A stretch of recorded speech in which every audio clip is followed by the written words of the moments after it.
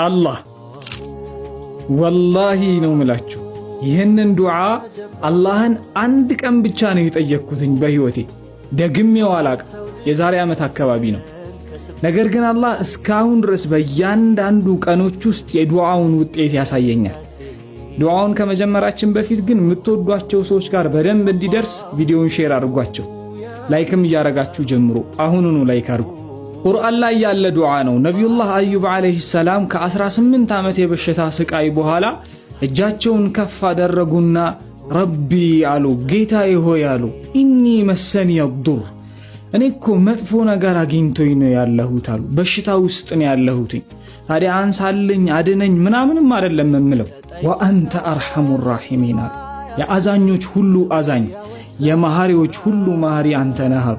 አንተ የአዛኞች ሁሉ አዛኝ ሆነ የመሐሪዎች ሁሉ መሐሪ ሆነ እኔ ግን በሽታ ውስጥ ነው ያለሁት ብለው ዱዓ አደረጉ።